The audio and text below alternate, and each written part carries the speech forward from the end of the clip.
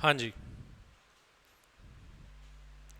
तो last class में हम मिनिमम अल्टरनेट टैक्स मैट के बारे में पढ़ रहे थे। काफ़ी ज़्यादा इम्पॉर्टेंट टॉपिक है अपने एग्ज़ाम पॉइंट ऑफ व्यू से। 100% हर एक एग्ज़ाम में इसका क्वेश्चन आता ही है। इम्पॉर्टेंट होने के साथ साथ टेक्निकल भी है। काफ़ी सारे पॉइंट्स ऐसे हैं इसमें जिनको ध्यान से समझने की ज़रूरत है।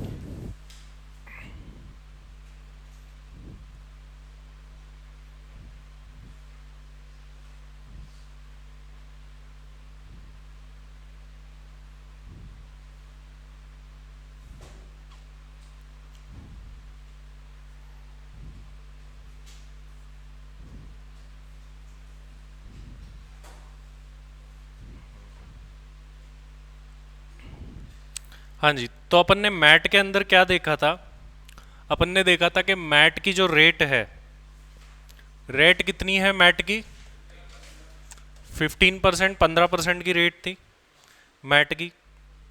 अब अपन इसके अंदर देख रहे थे कि मैट निकालने के लिए हमको क्या करना पड़ता है। बुक प्रॉफिट का कितना परसेंट करना होता है? 15%। तो मेन काम अपना इस चैप्टर में क्या निकालना है? बुक प्रॉफिट निकालना अपना मेन काम है इस चैप्टर के अंदर। उसी पर फोकस करना है। अब बुक प्रॉफिट निकालने के लिए हमको कुछ चीजें तो क्या करनी पड़ती है? ऐड करनी पड़ती है। और कुछ चीजें क्या करनी पड़ती है? लेस करनी पड़ती है। तो हम देख रहे थे कि कौन कौन सी चीजें ऐड करनी पड़ेगी। तो जो हम प्रॉफिट लेंगे वो कौन सा होगा? कौन से प्रॉफिट का बेस लेंगे अपन? Profit as per companies act जो प्रॉफिट है उसका बेस लेंगे और उसमें कुछ चीजें अब ऐड करेंगे। क्या क्या ऐड करना है आइए देखते हैं। सबसे पहला पॉइंट अपन ने क्या देखा था कि कोई भी इनकम टैक्स और इंटरेस्ट और सरचार्ज सेस वगैरह हैं, ये सब क्या होंगे? ऐड होंगे। लेकिन क्या ऐड नहीं होगा?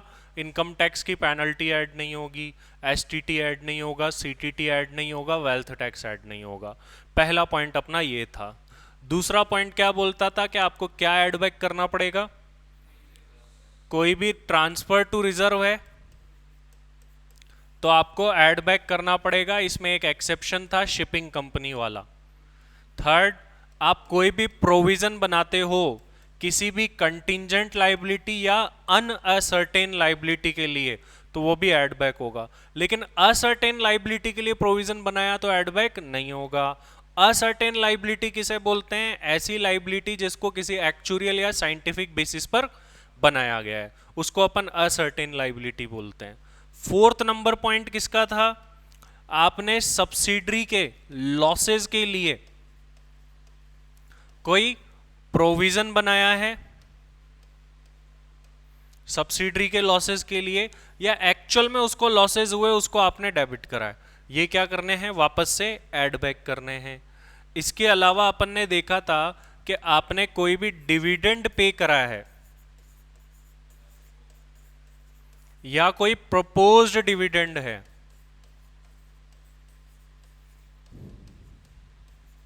इनको भी क्या कर देना है? ऐड बैक कर देना है। इसके अलावा कोई पढ़ा था पॉइंट? यहीं तक पढ़ा था, ठीक है। नेक्स्ट पॉइंट नंबर 6 देखिए क्या बोलता है। एक्सपेंडिचर रिलेटेड टू ऐसी इनकम्स जो कि सेक्शन 10, सेक्शन 11 या सेक्शन 12 में टैक्सेबल होती है। 10, 11, 12 की मेनली देखो, 10 में तो क्या है? एग्जम्प्टेड इनकम, 11 12 अपन ने चैरिटेबल और रिलीजियस ट्रस्ट का एक टॉपिक पढ़ा था, वहां की एग्जम्पशन। ठीक है, ये तो एग्जम्प्टेड इनकम के बारे में बात करता है, और ये भी एग्जम्पशंस देते हैं different different charitable and religious trust से रिलेटेड।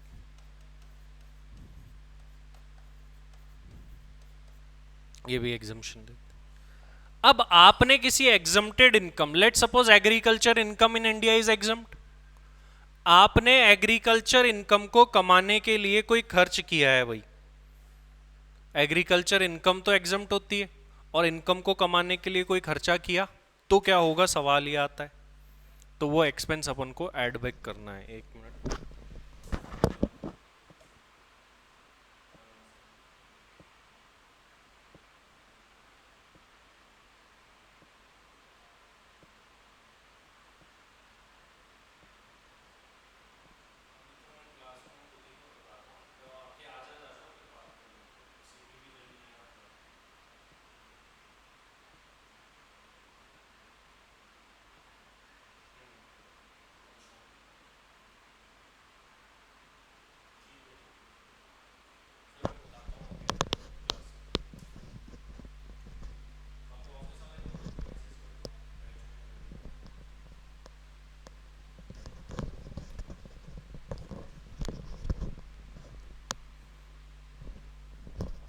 देखो ये इनकम्स है, आगे हम पढ़ेंगे कि ऐसी कोई इनकम आ रखी है तो इनको तो क्या करना होता है, लेस।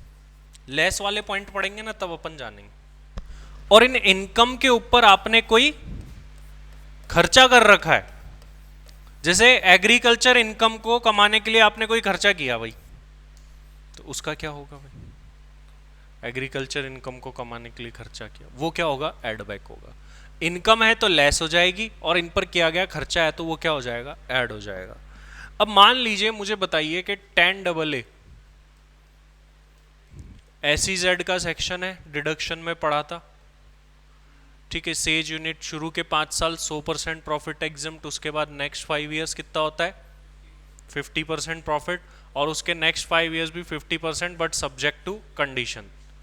अब सेज में कोई यूनिट है, सेज में कोई यूनिट ने इनकम कमाई 10AA में, और इस इनकम को कमाने के लिए एक्सपेंसेस भी किए।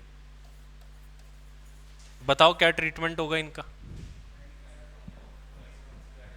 इनकम क्या होगी, लेस, और एक्सपेंस क्या होंगे, ऐड। ऐसा कुछ भी नहीं होगा, कुछ भी नहीं होगा, ना तो इनकम का ना एक्सपेंस का। क्यों नहीं होगा, यहां पर सेक्शन 10, 11, 12 बोला हुआ है, ये सेक्शन 10 है ही नहीं। 10 के साथ ए लग गया, ये दूसरा सेक्शन है। 10 के साथ AA लग गया, ये दूसरा सेक्शन है। 11 के साथ ए लग गया, ये दूसरा सेक्शन है। 10 के ब्रैकेट में 1 है, ये 10 ही है। 10 के ब्रैकेट में 2 है, ये 10 ही है। बट किसी सेक्शन के साथ में ABCD लग जाए मतलब वो दूसरा सेक्शन है, वो सेक्शन नहीं है। और यहाँ पर बात ओनली 10, 11, 12 की है, 10AA यहाँ पर नहीं है, तो कोई ट्रीटमेंट नहीं करना है, ध्यान रखो। 10AA की बात ही नहीं है यहाँ पर, 10, 11, 12 की है। अगर ऐसे 10(1) लिखा हुआ है, ठीक है, इसी में कवर्ड है। 11(1) लिखा हुआ है, इसी में कवर्ड है। बट 11A या 10A लिख दें या 12AA लिख दें, वो यहाँ पर कवर्ड नहीं है, ध्यान। देखिए अपना प्रोविजन पढ़ते हैं।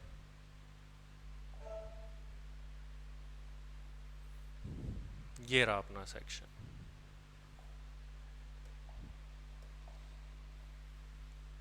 द अमाउंट और अमाउंट्स ऑफ एक्सपेंडिचर, एक्सपेंस की बात हो रही है। कौन से एक्सपेंस की, जो रिलेट करते हैं किसी ऐसी इनकम से जो कि सेक्शन 10 को बिलोंग करती है, या सेक्शन 11 को, या सेक्शन 12 को बिलोंग करती है। साथ ही साथ यहां पर बोला गया है, income under section 10AA are not liable for MAT, hence related expenditure will not be added back. ठीक है,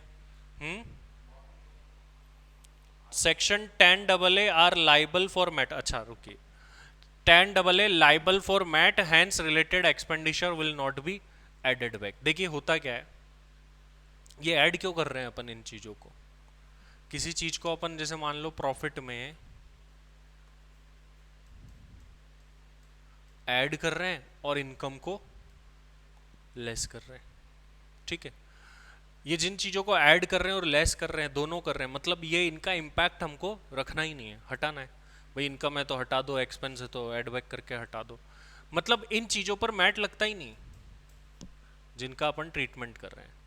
जिस चीज़ पर मैट लगता है तो वो चीज़ तो ऑलरेडी एडजस्टेड होगी प्रॉफिट में, ये 10AA की इनकम ऑलरेडी प्रॉफिट में होगी।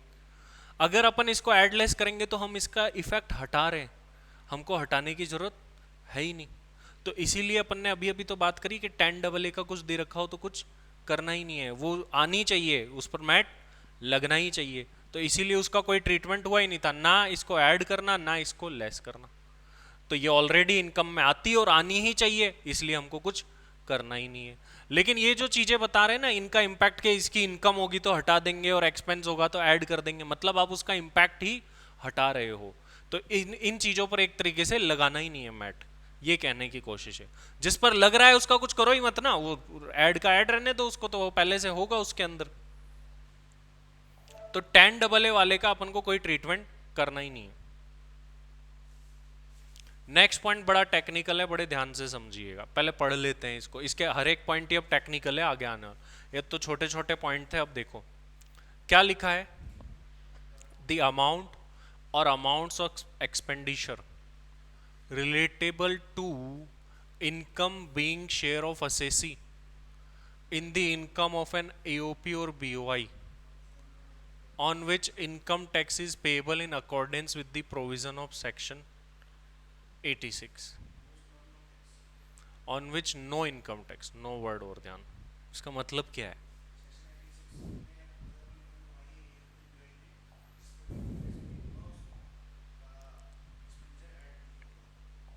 देखो सबसे पहले तो देखो द अमाउंट और amount of expenditure related to income, खर्चों की बात हो रही है जो किसी इनकम से रिलेट करते हैं, being share of assessee in the income of AOP BOI. देखो बड़े ध्यान से समझना, हमने असेसमेंट ऑफ एओपी बीओआई अभी रिसेंटली ही पढ़ा है। ये कोई कंपनी है एक्स लिमिटेड, ये एक्स लिमिटेड क्या है, इस कंपनी में, ये कंपनी जो है इस एओपी में मेंबर है। हमने एओपी बीओआई के असेसमेंट में पढ़ा था, अगर कंपनी एओपी की मेंबर है तो बताओ एओपी पर किस रेट से टैक्स लगेगा। अगर कंपनी एओपी की मेंबर है तो एओपी पर किस रेट से टैक्स लगता है, एमएमआर से टैक्स लगेगा, क्योंकि कोई एग्जम्पशन वगैरह मिलती नहीं है।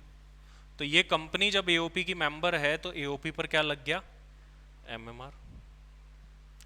अब अपनी जो इनकम कमाएगी एओपी, लेट्स से कि एओपी ने इनकम दी 10 लाख की इस एक्स लिमिटेड को, और ऐसे थोड़ी मिल गई होगी, एक्स लिमिटेड ने भी तो कुछ खर्चे किए होंगे तभी तो मिली होगी। एक्स लिमिटेड ने खर्चे भी किए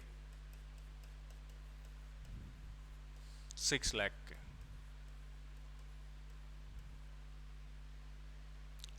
देखो वो बोलना क्या चाह रहा है कि जब आपको 86 की रिबेट ना मिली हो ऐसी सिचुएशन, और 86 सेक्शन की रिबेट मिलती कब थी अगर मैं आपको ये बताऊं तो, अगर एओपी बीआई पर स्लैब रेट से टैक्स लगता है तभी जो है मेंबर को 86 सेक्शन की रिबेट मिलती है। अगर एओपी बीआई पर एमएमआर लगी हुई होती थी तो 86 की रिबेट नहीं मिलती थी।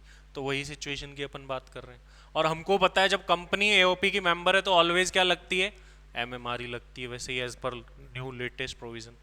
तो इस एओपी में कंपनी मेंबर है, एओपी पर एमएमआर लग रही है, मतलब 86 की रिबेट मेंबर को नहीं मिलेगी। सिंपल, मेंबर को इस एओपी से जो इनकम मिलेगी वो, और इस इनकम को कमाने के लिए जो खर्चे कर रहे हो वो, ये दो चीजें हैं। दोनों के ट्रीटमेंट अभी बता देता हूं, ये तो आगे आएगा। ये इनकम जो है ये क्या होगी, कंपनी के लिए बुक प्रॉफिट निकालते टाइम लेस होगी, इस कंपनी का बुक प्रॉफिट जब निकालेंगे। और ये जो खर्चे हैं ये क्या होंगे, ऐड होंगे। अभी वाला जो पॉइंट है वो किसके बारे में बात कर रहा है सर, अभी वाला पॉइंट बात कर रहा है खर्चों के बारे में, इनकम की बात ही नहीं आई अभी। देखो अभी अपन इधर चले तो देखो यहां पर क्या लिखा है, अमाउंट ऑफ एक्सपेंडिचर, खर्चे के अमाउंट से रिलेटेड मैं बात कर रहा हूं, ये बोल रहा है। कौन से खर्चे से रिलेटेड?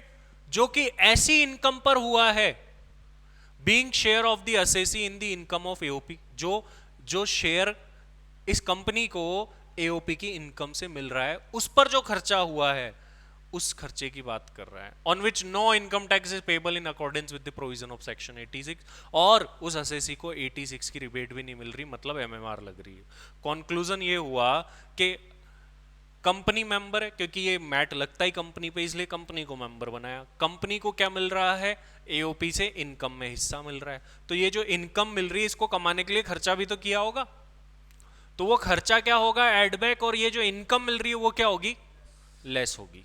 अब देखो अपन आगे जाके देखते हैं, एक बार लेस वाले पार्ट में चलते हैं।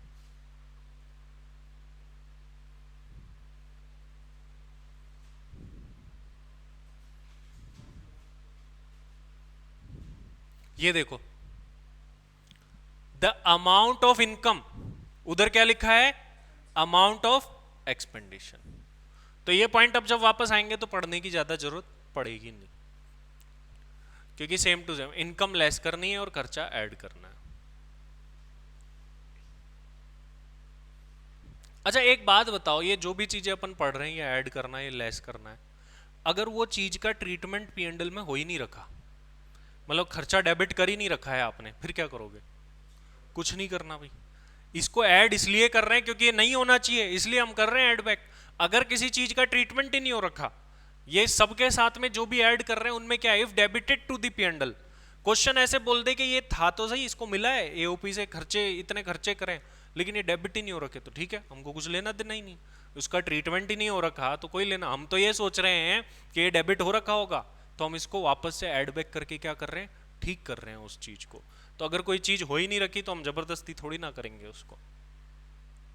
चलिए आगे बढ़ते हैं, ये हो गया। अब खतरनाक खतरनाक पॉइंट आएंगे, अब सारे ध्यान रखना। अगले पॉइंट की तरफ बढ़ते हैं। अगला पॉइंट क्या कह रहा है? थोड़ा बहुत पढ़ोगे? पढ़ो।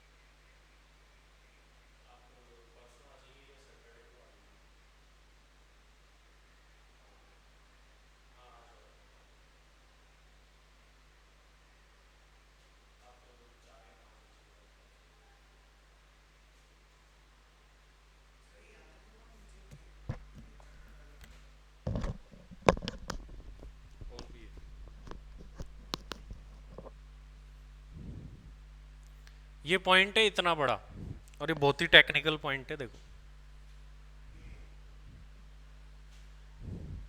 अब देखो, ये पॉइंट अपने सामने है, समझते हैं क्या बोलना चाह रहा है। अब पॉइंट बड़े अच्छे अच्छे पॉइंट आएंगे, ध्यान से समझना। पहले पढ़ लेते हैं फिर ध्यान से समझते हैं इसको। द अमाउंट और amount of expenditure, again expenditure की बात हो रही है। कोई खर्चे करें आपने, किससे रिलेटेड? रिलेटेड टू द ऐसी इनकम जो कि एक असेसी है, और असेसी कौन है? Foreign company. मतलब मैं इस पॉइंट में ओनली किसकी बात करूंगा? फॉरेन कंपनी की, बाकी किसी पर ये पॉइंट नहीं लगता। मतलब इस पॉइंट का रेलिवेंस कब आएगा? जब क्वेश्चन में जो कंपनी दे रखी है वो कौन सी हो? फॉरेन। डोमेस्टिक कंपनी पर ये एप्लीकेबल नहीं है, ब्रैकेट में लिख लेना, not applicable on domestic company. Only किसके लिए? ये फॉरेन कंपनी के लिए पॉइंट है। अब बोल क्या रहा है? Capital gain arising on transaction in securities, the interest, royalty or fees for technical services chargeable to the tax at the rate or rates specified in chapter 12. The income tax payable thereon accordance with the provision of this act other than the provision of this chapter is a rate less than specified in subsection 1. इतनी बड़ी बात क्या बोल दी, बिल्कुल भी समझ नहीं आया। ठीक है, देखो अब क्या है।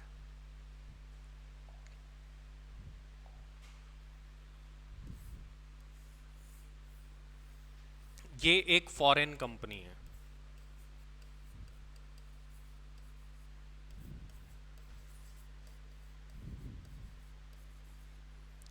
फॉरेन कंपनी ने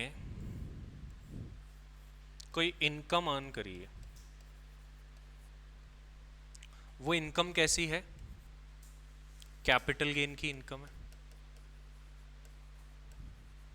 जैसे 112 ए की बात करूं मैं, long term capital gain on securities, tax कितना लगता है बताओ?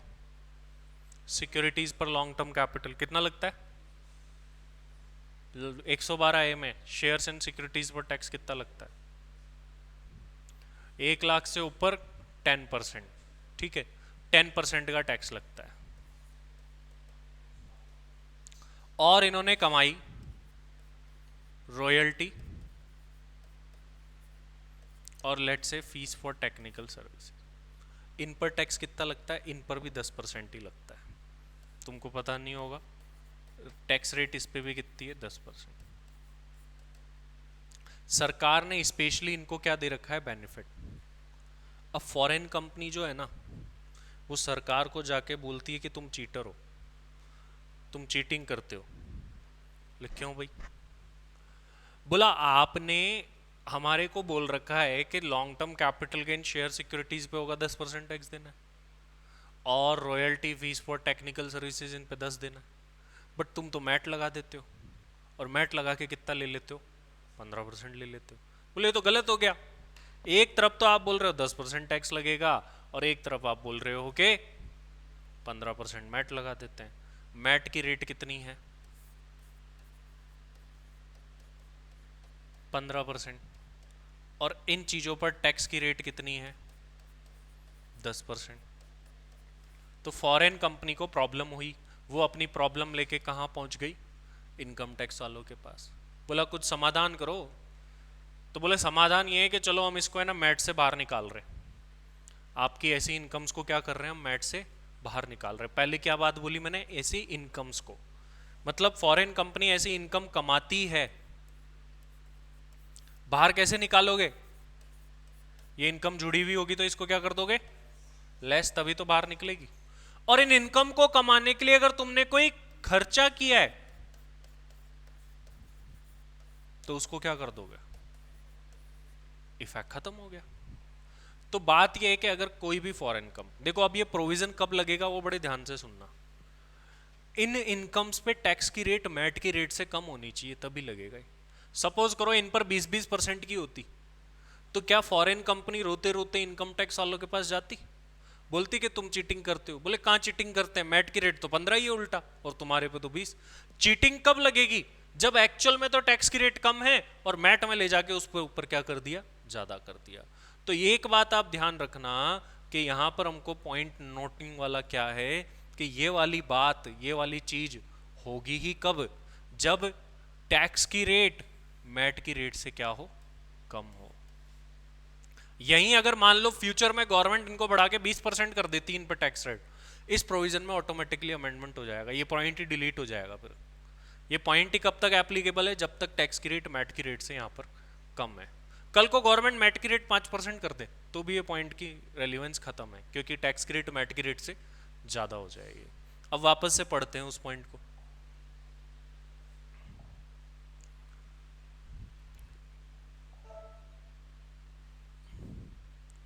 क्या बोल रहे हैं? द अमाउंट और अमाउंट्स ऑफ एक्सपेंडिचर, मतलब एक्सपेंस की बात की जा रही है। खर्चा रिलेट करता है किसी ऐसी इनकम से जो कि किसको अक्रू हो रही है? फॉरेन कंपनी को। अब वो कौन सी इनकम से? देखो, capital gain arising on transaction in securities, capital gain पर मैंने ओनली एक लॉन्ग टर्म ही क्यों लिया? वो इसलिए लिया क्योंकि short term capital gain securities पर होता है तो 15% की टैक्स रेट है, वो मैट की रेट से कम है ही नहीं, तो उस पर तो लग सकता है, इसलिए लॉन्ग टर्म लिया। और इंटरेस्ट, रॉयल्टी और फीस फॉर टेक्निकल सर्विसेज, जिनके ऊपर टैक्स लगता है, जो कि चैप्टर 12 में बताया गया। अब टैक्स की रेट क्या है मैंने बता दी, इस पे 10%, 112 है, इस पे 10%। ठीक है। If the income tax payable thereon in accordance with the provision of this act, अगर इन पे इनकम टैक्स पेमेंट करना बन रहा है इस एक्ट के अकॉर्डिंग, मतलब इनकम टैक्स के according, other than the provision of this chapter is at a rate less than the rate specified in subsection 1। subsection 1 मतलब इसका 115 JB का subsection 1 वो क्या बोलता है, मैट की रेट कितनी होगी, 15% होगी। तो अगर 15% से कम टैक्स की रेट वाली सिचुएशन है तो फिर ये वाली बात एप्लीकेबल होगी भाई। ये पूरा पॉइंट था। क्लियर है पॉइंट? किसी का कोई सवाल है तो बताइए। और ध्यान रखना ये वाला पॉइंट एप्लीकेबल नहीं होगा ऑन डोमेस्टिक कंपनी।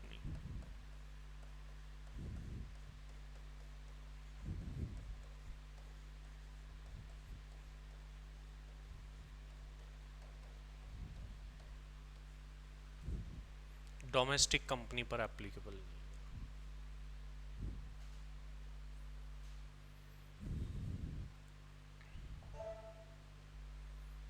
चलिए एच पॉइंट हो गया, आई पॉइंट।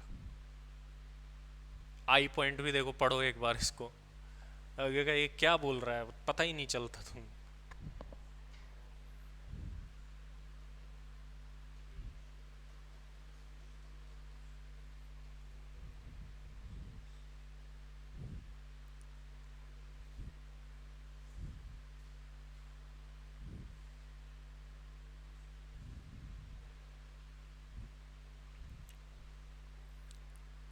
क्या बोल रहा है, द अमाउंट रिप्रेजेंटिंग,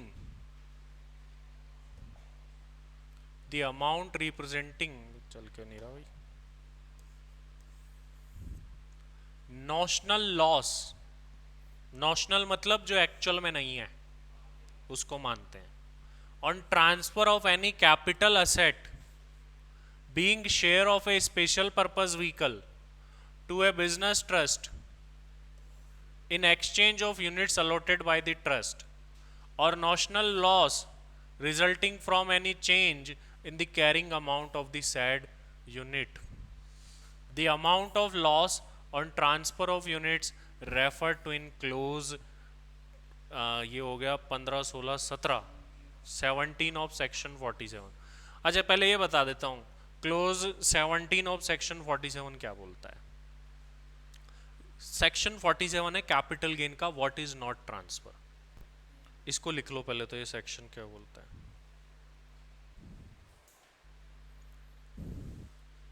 लिखो, transfer of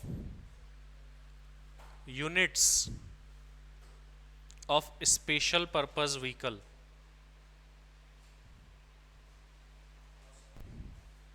transfer of units by special purpose vehicle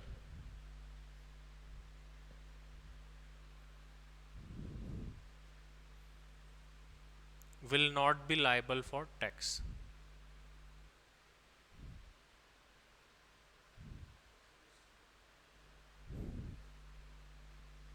मतलब ट्रांसफर ही नहीं मानते इसको। अब देखो बात क्या है वो पूरी समझते हैं।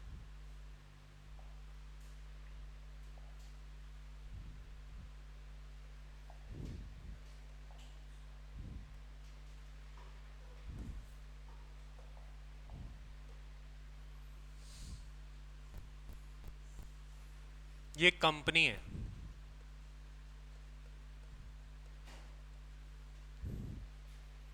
ठीक है,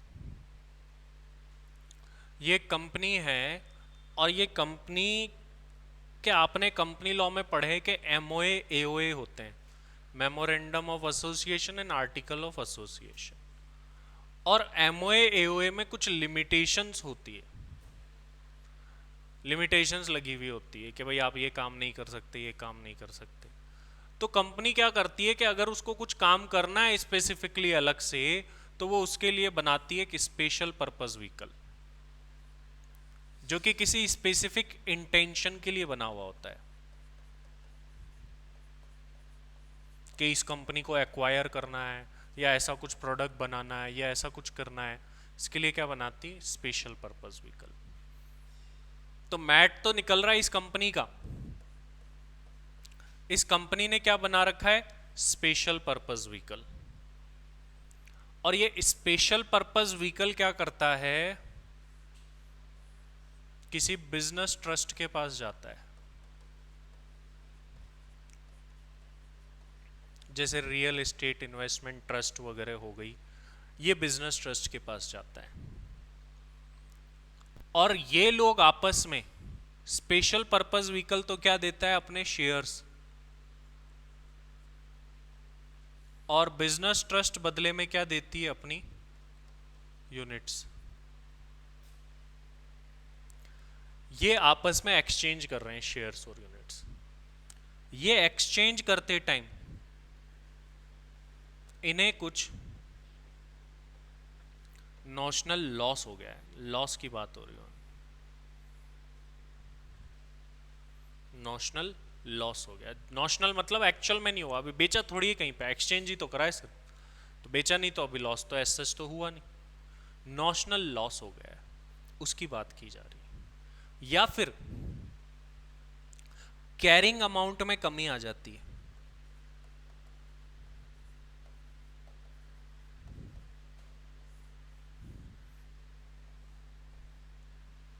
कैरिंग अमाउंट में कमी आ जाती। कैरिंग अमाउंट मतलब क्या होता है, मान लो इसके पास 10 लाख के शेयर थे, वो कम हो के 8 लाख के हो गए, ठीक है, वैल्यू कम हो गई उनकी। या तो कोई नॉशनल लॉस है, या कैरिंग अमाउंट में क्या आ गई है, कमी आ गई है।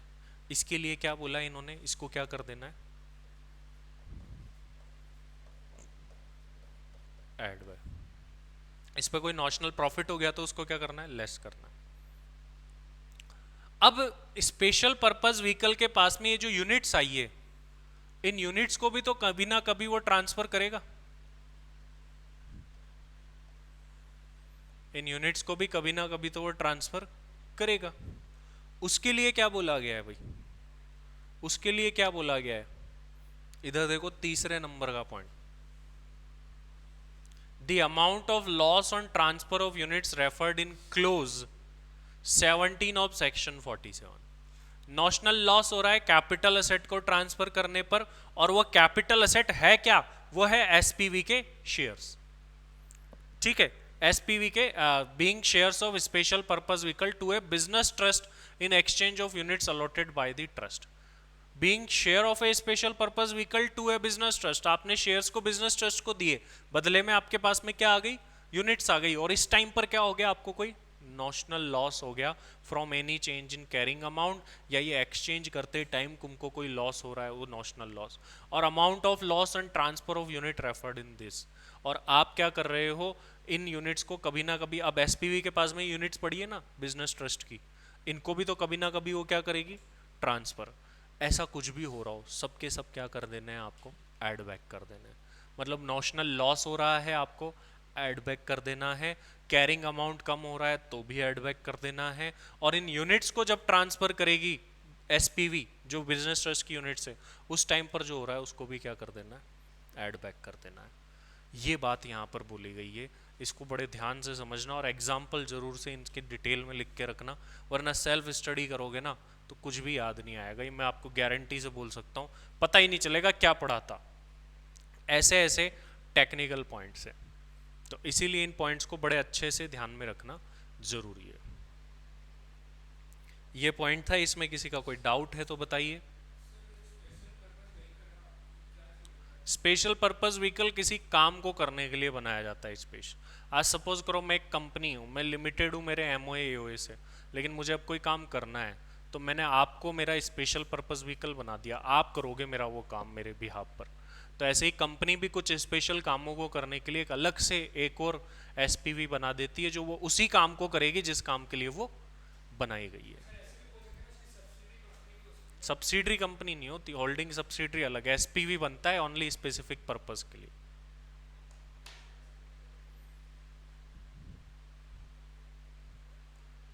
चले आगे।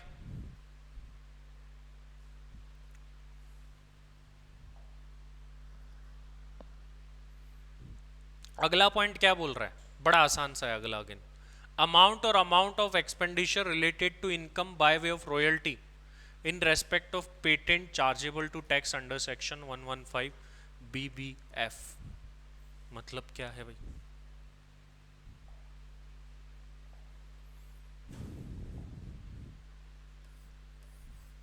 ये एक कंपनी है, इसने पेटेंट डेवलप किया।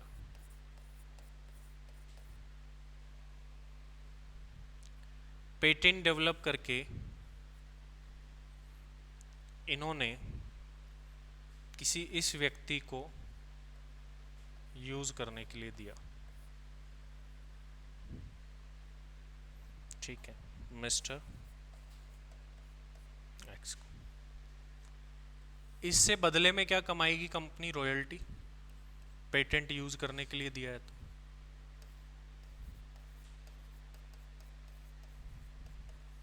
रॉयल्टी कमाएगी। और इस पेटेंट के ऊपर कंपनी के भी तो कुछ ना कुछ एक्सपेंसेस हुए होंगे।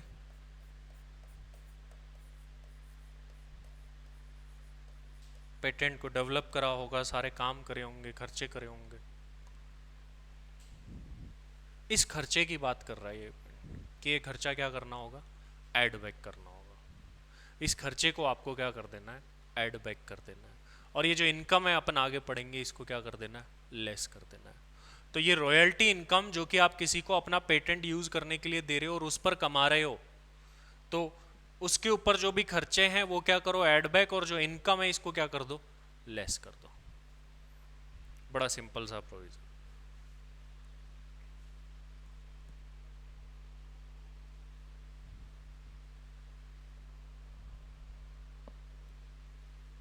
इसमें किसी का कोई भी सवाल या डाउट हो तो बताइए।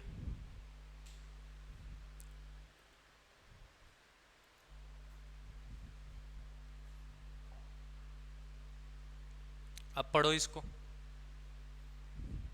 द अमाउंट और amounts of expenditure related to the income by way of royalty in respect of patent chargeable to tax under section 115 BBF। तो इस पेटेंट पे जो रॉयल्टी तुम कमा रहे हो वो तो इनकम है, उसको तो लेस करना है। और इस इनकम को लिए आपने कोई खर्चा किया हो पेटेंट वगैरह पर, उसको क्या करना है? ऐड बैक कर देना है। नेक्स्ट देखो क्या है, the amount of depreciation if any is debited to the P&L। बोला सारा का सारा डेप्रिसिएशन क्या कर दो? ऐड बैक कर दो। अब ये ऐड तो करना है, इसमें और भी चीजें लेस करने वाली, वो मैं आपको बताऊंगा। ये कौन सा ऐड बैक करना है? पहली बात तो ये है कि सर ये इनकम टैक्स वाला करना है या कंपनी लॉ वाला करना है? ठीक है, कौन सा ऐड बैक? देखो डेप्रिसिएशन कंपनी लॉ वाला ही मिलेगा आपको। कंपनी लॉ वाला क्या कर देना है आपको? पूरा का पूरा ऐड बैक। फिर लेस भी करना है क्या? लेस भी करना है। लेस ज्यादा इंपॉर्टेंट है, कितना करना है। अभी तो आपको P&L में डेप्रिसिएशन दिखा, उसको क्या कर दो? Add back. कौन सा वाला ऐड बैक करना है? कंपनी लॉ वाला। सारा चली किसका रहा है? कंपनी लॉ वाला। तो कंपनी लॉ वाला डेप्रिसिएशन आपको क्या कर देना है? Add back. इसके लेस में अभी काफी सारी चीजें उस पर बात करेंगे। एक डेफर्ड टैक्स है, देखो इसके लिए मैं आपको सिंपल सी बात बता रहा हूं। डेफर्ड टैक्स के लिए आप अकाउंटिंग वगैरह में इसको पढ़ोगे भी। डेफर्ड टैक्स अगर डेबिट में दे रखा है और क्रेडिट में दे रखा हो, डेबिट में दे रखा हो तो ऐड बैक कर दो, क्रेडिट में दे रखा हो तो लेस कर दो, बस। डेफर्ड टैक्स अगर डेबिट में दे रखा है तो ऐड कर दो और क्रेडिट में दे रखा है तो लेस कर दो, बस। सिंपल सी बात है।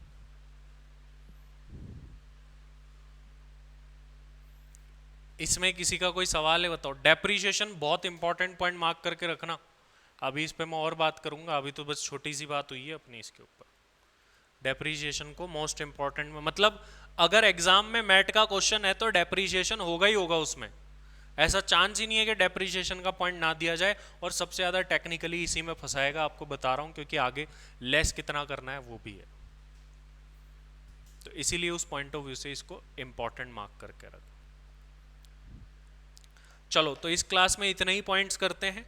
इन पॉइंट्स को मैं बोल रहा हूँ 2-2 बार फिर से पढ़ लेना, वरना नहीं आएंगे, याद ही नहीं रहेंगे। ये पॉइंट्स याद करने पड़ेंगे हमको। हमने पढ़ तो लिए, समझ तो लिए, याद करने पड़ेंगे।